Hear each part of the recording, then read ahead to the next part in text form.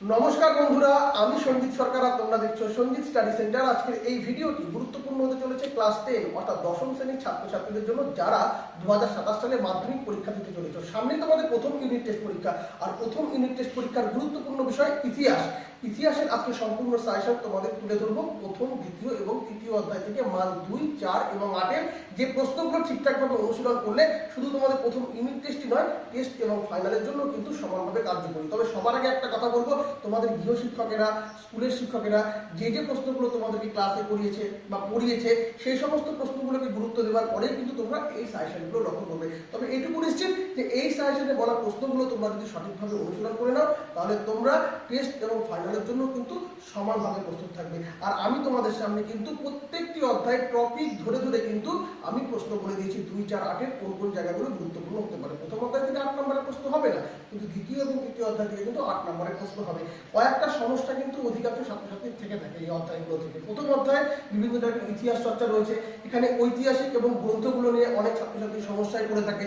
আবার তৃতীয় অধ্যায় বিভিন্ন টাইপের বিদ্রোহ, নেতার নাম, সালগুলো নিয়ে কিন্তু অনেক ছাত্রছাত্রীদের সমস্যা হয়ে থাকে। তো এই সমস্যাগুলো যদি তোমরা সমাধান করতে চাও, তাহলে কিন্তু মাথায় রাখতে হবে, তোমরা আমাকে অবশ্যই কমেন্ট করে জানাবে তোমাদের যদি ছোট প্রশ্নের প্রয়োজন হয়, বা কোনো নোটসের প্রয়োজন হয়, বা কোনো নোটস লিখে দিলে ভালো হয়, বা কোনো টপিক বুঝিয়ে দিলে ভালো হয়, সেটা কমেন্ট করে জানাবে। আমি অবশ্যই তোমাদের কমেন্টে রেসপন্স করবো এবং তোমাদের চাহিদা অনুসারে কিন্তু ভিডিও তৈরি করার চেষ্টা করবো। তো আর বেশি দেরি করবো না, সরাসরি মূল ভিডিওতে প্রবেশ করবো। ভিডিওটি ভালো লেগে থাকলে অবশ্যই লাইক করবে, কমেন্ট করে তোমরা তোমাদের মতামত জানাবে, বন্ধুদের মধ্যে শেয়ার করবে।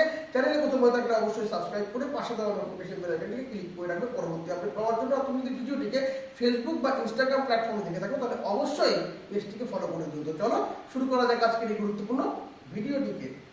তোমরা প্রথমে ভালো করে তোমাদের প্রথম পরীক্ষার নম্বর বিভাজনটা একটু বুঝে নাও। তোমাদের ফুল মার্কস থাকবে 40। প্রথমে তোমাদের এমসিকিউ থাকবে 10টি। প্রথম অধ্যায় থেকে 2টি এমসিকিউ থাকবে, দ্বিতীয় অধ্যায় থেকে 4টি, তৃতীয় অধ্যায় থেকে 4টি। কোনো কোনো স্কুলে কিন্তু এটা চেঞ্জও হতে পারে, অন্য একটা অধ্যায় থেকে বেশি আসলো, কোনো একটা অধ্যায় থেকে কম আসলো, এরকমও হতে পারে। এসিকিউ থাকবে 6 নম্বর, প্রত্যেকটি অধ্যায় থেকে 2টি করে প্রশ্ন থাকবে। মার্কস 2 এর জন্য কিন্তু 3টি অধ্যায় থেকে দুটি দুটি করে টোটাল 6টি প্রশ্ন থাকবে, উত্তর করতে হবে 4টি। মার্কস 4-এর জন্য প্রত্যেকটি অধ্যায় থেকে কিন্তু 1টি করে টোটাল 3টি প্রশ্ন থাকবে, উত্তর করতে হবে 2টি। কোনো স্কুলে কিন্তু কোনো একটি অধ্যায় বাদ দিয়ে একটি অধ্যায় থেকেও 2টি প্রশ্ন দিয়ে থাকে 4 নম্বরের জন্য। কেমন? মার্কস 8-এর জন্য প্রথম অধ্যায় থেকে কোনো রকম বড় প্রশ্ন হবে না, দ্বিতীয় অধ্যায় থেকে 2টি আসতে পারে এবং তৃতীয় অধ্যায় থেকে 1টি আসতে পারে, বা তৃতীয় অধ্যায় থেকে 2টি আসতে পারে, দ্বিতীয় অধ্যায় থেকে 1টি আসতে পারে। কোনো স্কুলে 2টি প্রশ্ন দেয়, 2টি অধ্যায় থেকে একটি একটি করে 1টি প্রশ্নের উত্তর করতে হয়। বুঝতে পেরেছো?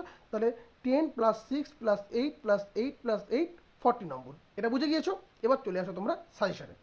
দশম শ্রেণীর প্রিয় বন্ধুরা, যারা 2027 সালে মাধ্যমিক পরীক্ষা দিতে চলেছ, তোমাদের ইতিহাস বিষয়ের প্রথম অধ্যায় ইতিহাসের ধারণা থেকে মান 4-এর জন্য যে প্রশ্নগুলো রেডি করবে, প্রথম টপিক হচ্ছে আত্মজীবনী এবং স্মৃতিকথার উপর ভিত্তি করে। এখানে তোমরা কি পড়বে? বিপিনচন্দ্র পালের 70 বৎসর, সরলা দেবী চৌধুরানীর জীবনের ঝরাপাতা, রবীন্দ্রনাথ ঠাকুরের জীবন স্মৃতি থেকে সমকালীন বাংলার কোন কোন কথা জানা যায়, স্মৃতিকথা বা আত্মজীবনীকে কিভাবে আধুনিক ভারতের ইতিহাস চর্চার উপাদান রূপে ব্যবহার করা হয়, এই টপিকগুলো পড়তে হবে। 2 নম্বর, সাময়িক পত্রের উপর ভিত্তি করে কি পড়বে?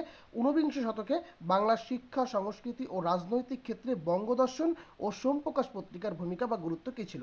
3 নম্বর, নারী এবং পরিবেশ চর্চার ইতিহাসের উপর তোমরা পড়বে, নারীর ইতিহাস চর্চার গুরুত্ব কী এবং পরিবেশ ইতিহাস চর্চার গুরুত্ব কী। এগুলো কিন্তু 2-এর জন্য গুরুত্বপূর্ণ। 4 নম্বর, যোগাযোগ ও সরকারি নথির উপরে তোমরা যেটা পড়বে, আধুনিক সভ্যতার বিকাশে বা ইতিহাসের উপাদান হিসেবে যানবাহন ও যোগাযোগ ব্যবস্থার গুরুত্ব বিশ্লেষণ করো, সরকারি নথিপত্র কিভাবে আধুনিক ইতিহাস চর্চায় সাহায্য করে। খুবই গুরুত্বপূর্ণ প্রশ্ন। 5 নম্বর, জওহরলাল নেহরুর চিঠি, ইন্দিরা গান্ধীকে লেখা পিতা জওহরলাল নেহরুর চিঠিগুলির গুরুত্ব লেখো। চিঠির নাম কি ছিল? Letters from a father to his daughter. এই পার্টগুলো তোমাদের কিন্তু ভালো করে পড়তে হবে মান 4-এর জন্য। এখান থেকে কিন্তু 2-এর প্রশ্ন হতে পারে। মান 2-এর জন্য যে টপিকগুলো খুব ভালো করে রেডি করবে, প্রথমে হচ্ছে নতুন সামাজিক ও নিম্নবর্গের ইতিহাসের উপরে। নতুন সামাজিক ইতিহাস বলতে কী বোঝো, এর গুরুত্ব লেখো। নিম্নবর্গের ইতিহাস বা সাবঅল্টার্ন স্টাডিজ বলতে কী বোঝো, প্রত্যেকটার কিন্তু ঐতিহাসিক এবং গ্রন্থের নাম তোমরা কিন্তু পড়বে। 2 নম্বর, বিশেষ ইতিহাস চর্চার ধারা, নারী ইতিহাস, পরিবেশের ইতিহাস, আঞ্চলিক বা স্থানীয় ইতিহাস চর্চা, খেলাধুলার ইতিহাস চর্চা, ফুটবল খেলা কেন গুরুত্বপূর্ণ, ভালো করে দেখবে। এগুলা প্রত্যেকটার গুরুত্ব, বৈশিষ্ট্য, সংজ্ঞা, ঐতিহাসিকের নাম এবং গ্রন্থের নাম কিন্তু অবশ্যই দেখবে। আধুনিক ইতিহাস চর্চার উপাদান, আধুনিক ইতিহাস চর্চায় পোশাক পরিচ্ছদ, সামাজিক ইতিহাস, সামরিক ইতিহাস, শিল্পচর্চার ইতিহাস, খেলার ইতিহাস, বিজ্ঞান প্রযুক্তির ইতিহাস, শহরের ইতিহাস, প্রত্যেকটার ভূমিকা তোমরা দেখবে, সংজ্ঞা, ঐতিহাসিকের নাম এবং গ্রন্থের নাম, বৈশিষ্ট্য, গুরুত্ব দেখে রাখবে। 4 নম্বর, সংবাদপত্র ও সাময়িক পত্রের উপর ভিত্তি করে সংবাদপত্র ও সাময়িক পত্রের মধ্যে পার্থক্য কি? ব্রিটিশ সরকার কেন সোমপ্রকাশ পত্রিকা প্রকাশ বন্ধ করে দেয়? আর 5 নম্বর, স্মৃতিকথা ও আত্মজীবনী থেকে তোমরা দেখবে স্মৃতিকথা ও আত্মজীবনী বলতে কি বোঝো, এদের মধ্যে পার্থক্য কি, ইতিহাসের উপাদান রূপে এদের গুরুত্ব লেখো। অনেক সময় কিন্তু এখান থেকে আবার 4 নম্বর প্রশ্ন হয়ে যায়, তাই একটু বড় করে পড়ে রাখলে তোমাদের 4 এবং 2 দুটোই কিন্তু কভার করবে। গুরুত্বপূর্ণ টপিক, জীবনের ঝরাপাতা ও ঠাকুরবাড়ি, অর্থাৎ সরলা দেবী চৌধুরানীর জীবনের ঝরাপাতা থেকে তৎকালীন ঠাকুরবাড়ির কি ছবি পাওয়া যায়? তোমরা 4 নম্বরের উত্তর করলে সেখানে 2-এর একটা পয়েন্ট হিসাবে কিন্তু এটা তোমরা পেয়ে যাবে। 7 নম্বর, আধুনিক যুগের উপাদান ও সরকারি নথিপত্রের উপর ভিত্তি করে কি পড়বে? আধুনিক যুগের ইতিহাসের উপাদানগুলি কি কি? আধুনিক ভারতের ইতিহাস চর্চার উপাদান রূপে সরকারি নথিপত্রের সীমাবদ্ধতা ও গুরুত্ব লেখো। আর লাস্ট, মহাফেজখানা ও ইন্টারনেট, মহাফেজখানা কি, ইতিহাস চর্চা এর গুরুত্ব কি, এছাড়া ইতিহাসের তথ্য সংগ্রহে ইন্টারনেট ব্যবহারের সুবিধা ও অসুবিধাগুলি লেখো। অসুবিধাটা বেশি গুরুত্বপূর্ণ। এই কটা টপিক তোমাদের পড়তেই হবে। প্রত্যেকটা ইতিহাস চর্চা তোমাদের দেখতেই লাগবে, সংজ্ঞা, বৈশিষ্ট্য, গুরুত্ব, গ্রন্থের নাম, ঐতিহাসিকের নাম তোমাদের দেখতেই লাগবে। এই অধ্যায়ের টপিকগুলো কিন্তু এগুলাকে গুরুত্ব সহকারে তোমাদের তাই পড়তে হবে। কেমন? প্রথম অধ্যায় থেকে কোনো রকম 8 নম্বরের প্রশ্ন তোমাদের হবে না, তাই এখান থেকে কোনো 8 নম্বরের প্রশ্ন পড়ার দরকার নেই। এবার চলো পরবর্তী অধ্যায়ে। দ্বিতীয় অধ্যায় তোমাদের সংস্কার, বৈশিষ্ট্য, পর্যালোচনা। এখান থেকে মান 8-এর জন্য যে প্রশ্নগুলো রেডি করবে, 8-এর প্রশ্ন রেডি করলে তোমাদের 4 এবং 2 কিন্তু অনায়াসেই হয়ে যাবে। তোমরা প্রথমেই যে গুরুত্বপূর্ণ টপিকটি দেখবে সেটা হচ্ছে ঈশ্বরচন্দ্র বিদ্যাসাগরকে নিয়ে। সমাজ সংস্কার আন্দোলনে বিদ্যাসাগরের অবদান আলোচনা করো। শিক্ষা প্রসারে, বিশেষত নারী শিক্ষা প্রসারে তিনি কি উদ্যোগ নিয়েছিলেন? বিধবা বিবাহ আন্দোলনে বিদ্যাসাগরের ভূমিকা এবং তিনি কতটা সাফল্য অর্জন করেছিলেন? খুবই গুরুত্বপূর্ণ প্রশ্ন। 2 নম্বর, উচ্চশিক্ষা ও বিতর্ক নিয়ে। পাশ্চাত্য শিক্ষা বিস্তারে প্রাচ্যবাদী ও পাশ্চাত্যবাদী বিতর্ক কি? উচ্চশিক্ষা বিকাশে কলকাতা বিশ্ববিদ্যালয়ের ভূমিকা লেখো। ভারতের পাশ্চাত্য শিক্ষা বিস্তারে সরকারি ও বেসরকারি উদ্যোগ আলোচনা করো। খুবই গুরুত্বপূর্ণ। 4 নম্বর প্রশ্ন কিন্তু এখান থেকে হতে পারে। 3 নম্বর, আন্দোলন ও নবজাগরণ, সমাজ সংস্কার আন্দোলনে ব্রাহ্ম সমাজের অবদান ও সীমাবদ্ধতা কী ছিল? খুবই গুরুত্বপূর্ণ প্রশ্ন। এরপরে ডিরোজিও নেতৃত্বে ইয়ং বেঙ্গল আন্দোলনের বিবরণ ও ব্যর্থতার কারণ লেখো। 4 নম্বর, সতীদাহ ও রামমোহন, সতীদাহ প্রথা বিরোধী আন্দোলনে রাজা রামমোহন রায়ের ভূমিকা ও সাফল্য আলোচনা করো। আর 5 নম্বর, নবজাগরণের প্রকৃতি, বঙ্গীয় নবজাগরণ বলতে কী বোঝো? 19 শতকে বাংলার নবজাগরণের চরিত্র প্রকৃতি আলোচনা করো। যদিও 2026 সালে কিন্তু নবজাগরণের সীমাবদ্ধতা নিয়ে 4 নম্বরের প্রশ্ন শিখেছে, অতটা গুরুত্বপূর্ণ নেই। প্রথম 4টাই বেশি গুরুত্বপূর্ণ, তবুও তোমরা দেখে রাখবে, যেহেতু প্রথম ইউনিট টেস্ট বলে কথা। মান 4-এর জন্য বেশ কিছু গুরুত্বপূর্ণ টপিক দেখতে লাগবে। প্রথমেই তোমাদের সমকালীন সমাজচিত্র এবং সাহিত্য দেখতে লাগবে, অর্থাৎ হুতুম প্যাচার নকশা গ্রন্থ, হিন্দু প্যাট্রিয়েট পত্রিকা, নীল দর্পণ নাটক, বামাবোধিনী পত্রিকা, গামবার্তা প্রকাশিকা, এই সমস্ত পত্রপত্রিকাগুলো থেকে ঊনবিংশ শতকের বাংলার সমাজের কোন চিত্র প্রতিফলিত হয়েছে, বা এরকমও বলতে পারে 19 শতকের বাবু সমাজের চিত্র হুতুম প্যাচার নকশা গ্রন্থ অবলম্বনে লেখো, বা নীল বিদ্রোহের মুখপত্র কীভাবে হিন্দু প্যাট্রিয়েট পত্রিকা পরিণত হয়েছিল। এই পার্টগুলো কিন্তু এভাবে প্রশ্ন ঘুরিয়ে আসতে পারে। তো তোমরা উত্তর ঠিকঠাক পড়া থাকলে আরাম করে তোমরা লিখে আসতে পারবে। পরবর্তী টপিক, নারী শিক্ষা ও পাশ্চাত্য শিক্ষা বিস্তারের উপর ভিত্তি করে ঊনবিংশ শতকে বাংলার নারী শিক্ষা বিস্তারে রাজা রাধাকান্তদেব বা ড্রিঙ্ক ওয়াটার বেথুনের ভূমিকা কী ছিল? মাথায় রাখবে, ড্রিঙ্ক ওয়াটার যে বেথুন যে প্রশ্নটা বললাম, এটা কিন্তু 2026 সালে কিন্তু চলে এসেছে 8 নম্বরের ক্ষেত্রে। ওখানে কিন্তু পার্ট পার্ট করে চলে এসেছিল ড্রিঙ্ক ওয়াটার বেথুন এবং ডিভিডিয়ার, তাই অতটা ড্রিঙ্ক ওয়াটার বেথুন গুরুত্বপূর্ণ নয়, তবু ইউনিট টেস্ট বলে কথা। তারপরে তোমরা দেখবে উডের নির্দেশনামাকে এদেশে শিক্ষা বিস্তারের মহাসনদ বা ম্যাগনা কার্টা বলা হয় কেন? এরপরে বিজ্ঞান ও চিকিৎসাবিদ্যার ক্ষেত্রে তোমরা 3 নম্বর টপিকটা দেখবে, চিকিৎসাবিদ্যা চর্চায় বিকাশে বা কলকাতা মেডিকেল কলেজের অবদান কী ছিল। 4 নম্বর, ধর্মীয় আদর্শ ও সংস্কারের উপর তোমরা দেখবে স্বামী বিবেকানন্দের ধর্ম সংস্কারের আদর্শ বা নব্য বেদান্ত ব্যাখ্যা করো, বা এরকম আসতে পারে প্রশ্ন আলাদা টাইপের, শ্রীরামকৃষ্ণ পরমহংসদেবের সর্বধর্ম সমন্বয়ের আদর্শ আলোচনা করো। বুঝতে পেরেছো? আর রাজা রামমোহন রায়কে নিয়ে তোমরা দেখবে শিক্ষা বিস্তারের সমাজ ও সংস্কারে রাজা রামমোহন রায়ের ভূমিকা আলোচনা করো। রাজা রামমোহন কিন্তু 4-এও গুরুত্বপূর্ণ রয়েছে, 8-এও গুরুত্বপূর্ণ রয়েছে। কেমন? মান 2-এর জন্য তোমরা যেটা দেখবে, প্রথম হচ্ছে পাশ্চাত্য শিক্ষা উন্নীতি, অর্থাৎ ভারতে পাশ্চাত্য শিক্ষা প্রসারের প্রধান উদ্দেশ্য কী ছিল? 1813 খ্রিস্টাব্দের সনদ আইনের গুরুত্ব কী? 1854 উডেন নির্দেশনামার গুরুত্ব কী? মেকলে মিনিট 1835 বলতে কী বোঝো? লর্ড মেকলেকে কেন এ দেশে পাশ্চাত্য শিক্ষার প্রবর্তক বলা হয়? এগুলো 2 নম্বর দেখতে লাগবে। এরপর তোমরা দেখবে চুইয়ে পড়া নীতি কী? সাধারণ জনশিক্ষা কমিটি কেন গঠিত হয়? লর্ড বেন্টিংয়ের শিক্ষা সংস্কারের গুরুত্ব কী ছিল? তারপর 2 নম্বর টপিক, সমাজ সংস্কার ও ধর্ম নিয়ে তোমরা দেখবে 19 শতকের সমাজ সংস্কার আন্দোলনে কী কী উদ্দেশ্য ছিল? 3 আইন কী? নববিধান বলতে কী বোঝায়? ভারতীয় ব্রাহ্ম সমাজ কেন বিভক্ত হয়? কে কার কেন রামকৃষ্ণ মিশন প্রতিষ্ঠা করেন? এই পার্টটা দেখবে। হ্যাঁ, একটু ভুল আছে, টাইপিং মিস্টেক আছে এখানে। 3 নম্বর, নারী শিক্ষা ও সাময়িক পত্র নিয়ে তোমরা দেখবে নারী শিক্ষা প্রসারে ঈশ্বরচন্দ্র বিদ্যাসাগর 2টি প্রধান ভূমিকা বা অবদান উল্লেখ করো। বামাবোধিনী পত্রিকার প্রধান উদ্দেশ্য কী ছিল? হিন্দু প্যাট্রিয়েট পত্রিকা থেকে সমকালীন সমাজের কী চিত্র পাওয়া যায়? নবজাগরণ এবং গোষ্ঠী টপিকের উপর ভিত্তি করে দেখবে বাংলার নবজাগরণ বলতে কী বোঝায়? নববঙ্গ গোষ্ঠী কাদের বলে এবং এদের আন্দোলনের সীমাবদ্ধতা কী ছিল? দেখো, বড় প্রশ্ন থেকে কিন্তু অনেক প্রশ্ন তোমাদের এখানে 2 নম্বরে হয়ে যাবে। তোমরা বুঝতেই পারছো, দেখতেই পাচ্ছ, 8-এর প্রশ্ন 4-এর প্রশ্ন থেকে কিন্তু 2-এর প্রশ্ন হয়ে যাবে, কারণ প্রশ্ন কিন্তু 2-এর প্রশ্ন 4-এ আসতে পারে, 4-এর প্রশ্ন 2-এ আসতে পারে, এটা কিন্তু লক্ষ্য রাখার বিষয় রয়েছে। আর দেখবে তোমরা স্মরণীয় ব্যক্তিত্ব প্রতিষ্ঠান, কেন স্মরণীয়? বিজয় কৃষ্ণ গোস্বামী, লালন ফকির, মধুসূদন গুপ্ত, হাজী মোহাম্মদ মহসিন।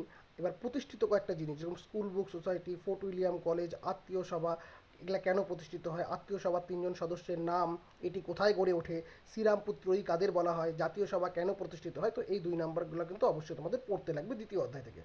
তোমাদের তৃতীয় অধ্যায় প্রতিরোধ ও বিদ্রোহ বৈশিষ্ট্য ও বিশ্লেষণ। এখান থেকে তোমরা মান 8-এর জন্য যেটা দেখবে সেটা হচ্ছে প্রথমে সাঁওতাল বিদ্রোহ। সাঁওতাল বিদ্রোহের কারণ, প্রকৃতি, ফলাফল ও গুরুত্ব বা তাৎপর্য খুব ভালো করে পড়তে হবে। এই বিদ্রোহ মানে সাঁওতাল বিদ্রোহ কেন ব্যর্থ হয়েছিল পাঠটা তোমাদের দেখতে লাগবে। 2 নাম্বার ওয়াহাবি ও ফরাজি আন্দোলনের উপর ভিত্তি করে। এখানে বাংলার ওয়াহাবি 29-1 হয়নি, এটা একটু টাইপিং মিস্টেক আছে। বাংলার ওয়াহাবি ও ফরাজি আন্দোলনের পরিচয় দাও। তিতুমিরের নেতৃত্বে ওয়াহাবি আন্দোলন সম্পর্কে আলোচনা করো। এই বিদ্রোহগুলো ব্যর্থ হয় কেন।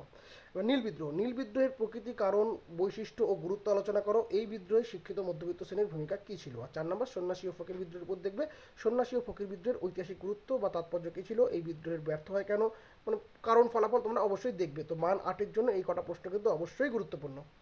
মান 4-এর জন্য যে টপিকগুলো প্রথমে দেখবে বিদ্রোহ বিপ্লব। বিদ্রোহ বিপ্লব অভ্যুত্থান ও কুদেতা এর ধারণাটি ব্যাখ্যা করো বা এগুলা বলতে কি বোঝো। চুয়ার ও কোল বিদ্রোহের কারণ আলোচনা করো। বারাসাত বিদ্রোহের প্রকৃতি বিশ্লেষণ করো। তারপরে অরণ্য আইন ও আদিবাসীদেরকে নিয়ে তোমাদের পড়তে হবে। কি উদ্দেশ্যে ঔপনিবেশিক অরণ্য আইন প্রণয়ন করা হয়। অরণ্য আইনের বিরুদ্ধে আদিবাসী জনগণের প্রতিক্রিয়া ও প্রতিরোধ সম্পর্কে আলোচনা করো। 3 নম্বর সংবাদপত্রের ভূমিকা। এবং নীল বিদ্রোহের সংবাদপত্র, খ্রিস্টান মিশনারিদের এবং বুদ্ধিজীবী শ্রেণী বা শিক্ষিত বাঙালি সমাজের মনোভাব বা ভূমিকা কী ছিল। তো এই পার্টটা তোমাদের দেখতে লাগবে। আর কৃষক উপজাতি বিদ্রোহ এবং পাগলাপন্থী বিদ্রোহ, পাবনার কৃষক বিদ্রোহ, রংপুর বিদ্রোহ, ফরাজি আন্দোলনের কারণগুলো আলোচনা করো। বা প্রশ্নটা এরকম আসতে পারে কৃষক ও উপজাতি বিদ্রোহের কারণগুলি আলোচনা করো। হ্যাঁ, একই রকম কারণগুলো কিন্তু ঘুরে ফিরে আসবে। তো এই পার্টগুলো তোমায় দেখতে লাগবে। প্রথম অধ্যায় থেকে যেরকম বিভিন্ন টাইপের ইতিহাস চর্চা রয়েছে, ঠিক তৃতীয় অধ্যায় থেকে বিভিন্ন টাইপের বিদ্রোহ আছে। বিদ্রোহ কত সালে হয়েছিল, কোথায় হয়েছিল, কে নেতা ছিল, কারণ কী ছিল, গুরুত্ব কী ছিল, বৈশিষ্ট্য কী ছিল, ব্যর্থ হলো কেন, এগুলা কিন্তু ছোটো ছোটো করে দেখে রাখতে হবে। কারণ এখান থেকে কিন্তু 2 নম্বরের প্রশ্ন আসবে, আবার বড় প্রশ্নও কিন্তু আসার সম্ভাবনা রয়েছে। বুঝতে পেরেছো? তো এই পার্টগুলো তোমাদের ভালো করে দেখতে হবে। 2 নম্বরের জন্য দেখবে প্রথমে বিদ্রোহের পরিভাষা, যেটা তোমরা 4 নম্বরে পড়ছো। বিপ্লব, বিদ্রোহ, অভ্যুত্থান ও কুদেতা বলতে কী বোঝো। দামিনী ও কোহ কী, এলাকা চাষ ও বে এলাকা চাষ কী, মুন্ডা উলগুনান বলতে কী বোঝো, দিকু কাদের বলা হয়। বা বিদ্রোহের কারণ ও গুরুত্ব থেকে পড়বে চুয়ার বিদ্রোহের গুরুত্ব কী ছিল, কোল বিদ্রোহের 2টি কারণ ও গুরুত্ব লেখো, মুন্ডা বিদ্রোহের 2টি লক্ষ্য বা গুরুত্ব লেখো, সন্ন্যাসী ও ফকির বিদ্রোহ ব্যর্থ হলো কেন। মুন্ডা বিদ্রোহ কিন্তু 4 বা 8-এও আসতে পারে। এবার নীল বিদ্রোহ কমিশনের উপর দেখবে খুদকাটি প্রথা কী, নীল কমিশন কী উদ্দেশ্যে গঠিত হয়, নীল বিদ্রোহে হরিশ্চন্দ্র মুখোপাধ্যায় ও খ্রিস্টান মিশনারিদের ভূমিকা কী ছিল। আর একটা জিনিস দেখবে দাদন কী, দাদন প্রথা কী, দাদন প্রথা খুব ভালো করে দেখবে। হ্যাঁ, আর আন্দোলন ও আইনের উপর দেখবে ফরাজি আন্দোলন কী, ধর্মীয় পুনর্জাগরণ আন্দোলন। ওহাবি আন্দোলনের, এখানে বানামটা আবার মিস্টেক আছে, ওহাবি আন্দোলনের প্রকৃতি বা প্রকৃত উদ্দেশ্য কী ছিল বা প্রকৃতি কী ভালো করে দেখবে। ভারতীয় অরণ্য আইন কী, দক্ষিণ পশ্চিম সীমান্ত এজেন্সি কেন গঠিত হয়েছিল। আর কয়েকজন স্মরণীয় ব্যক্তিত্বকে পড়বে। তিতুমির, বিরসা মুন্ডা, দুদু মিয়া, হাজি শরিয়তুল্লাহ, রানী শিরোমণিরা স্মরণীয় কেন, কেনারাম ও বেচারাম কী, রম্পা বিদ্রোহ কী। এই ছিল তোমাদের মান 2-এর প্রশ্ন। এই তোমাদের ওভারঅল প্রথম ইউনিট টেস্টের কম্প্যাক্ট সাজেশন, যেটা শুধু প্রথম ইউনিট টেস্টের জন্যই নয়, তোমাদের টেস্ট এবং ফাইনালের জন্য সমানভাবে কার্যকরী। এই প্রশ্নগুলো পড়লে তোমাদের কিন্তু আর কোনো এক্সট্রা প্রশ্ন পড়ার দরকার নেই। যখন টেস্ট পেপার বেরোবে, কোশ্চেন ব্যাংক বেরোবে, তার উপর ভিত্তি করে তখন কাটছাট করা যাবে। কিন্তু আপাতত এই প্রশ্নগুলো ভালো করে রেডি করলে তোমরা টেস্ট এবং ফাইনালের জন্য কিন্তু সমানভাবে প্রস্তুত হয়ে থাকতে পারবে। তাই এই প্রশ্নগুলো বাদ না দিয়ে খুব ভালো করে পড়ো। আমি কিন্তু তোমাদের টপিক ওয়াইজ বলে দিয়েছি কোন কোন টপিকে কী কী টাইপের প্রশ্ন হতে পারে, যাতে তোমাদের বুঝতে সুবিধা হয়। তোমরা এই প্রশ্নগুলো পড়লে উপকার অবশ্যই পাবে। আর অবশ্যই তোমাদের স্কুলে যে সমস্ত প্রশ্ন দিয়েছে পরীক্ষার আগে, সেই প্রশ্নগুলো কিন্তু অবশ্যই পড়বে। আর সেই প্রশ্নগুলোর সাথে এই প্রশ্নগুলোর মিল আছে কিনা সেটা অবশ্যই কমেন্ট করে জানিও। তোমরা খুব ভালো করে প্রস্তুতি নাও এবং খুব ভালো করে পড়াশোনা করো এবং খুব ভালোভাবে পরীক্ষা দাও, যাতে বছরের প্রথম থেকে স্টেপ বাই স্টেপ তোমরা তোমাদের প্রস্তুতি নিয়ে নিয়ে সুন্দর সুন্দর করে পরীক্ষা দিয়ে তোমাদের প্রস্তুতি পর্বকে আরও বেশি মজবুত করতে পারো। তোমাদের সকলকে শুভকামনা জানিয়ে আজকের ভিডিও এখানে শেষ করছি। ধন্যবাদ।